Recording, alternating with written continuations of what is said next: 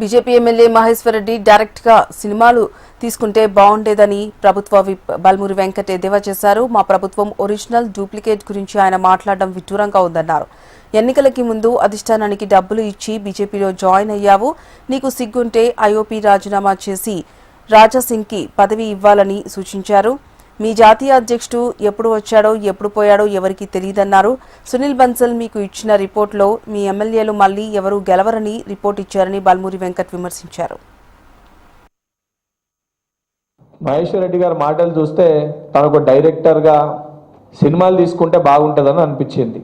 అంటే స్క్రిప్ట్ కథ ఏ రకంగా చేయనో, ఏ రకంగా దర్శకత్వం చేయనో, ఏ రకంగా స్క్రీన్ ప్లే చేయొచ్చో చాలా బాగా వారు చేసుకుంటే బాగుంటుందేమో అని అనిపించింది. వారి వ్యవహార శైలి చూస్తే ఒక ఎమ్మెల్యే కంటే కూడా ఎక్కువ ఒక డైరెక్టర్ లెక్క రాణించగలుగుతారని ఒక నమ్మకం అనిపించింది. అంటే వారి యొక్క ఊహలు, వారి యొక్క కల్పనల గురించి వారు మాట్లాడిన మాటలు చూస్తే మా ప్రభుత్వంలో మా పార్టీలో ఏం జరుగుతుందో ఒరిజినల్ డూప్లికేట్ గురించి ఆయన మాట్లాడుతుండు.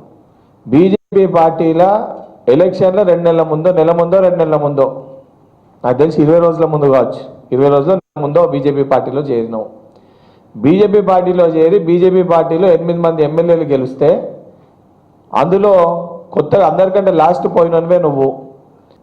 ఢిల్లీకి మూటలప్ప చెప్పి నరేంద్ర మోడీకి మరి అమిత్ షాకి ఏమి సమర్పించుకున్నావేమో కానీ శాసనసభాపక్ష నేతగా నేను ఎన్నుకోండ్రు.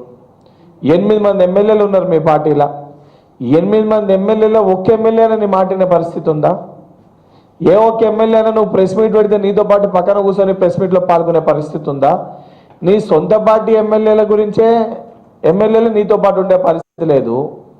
మీ 8 మంది ఎమ్మెల్యేల పాప 3 సార్లు గెలిచిన రాజాసింగ్ని పక్కన పెట్టి ఆయనకి గెలిచిన కుర్చీ నువ్వు తెచ్చుకున్నావు.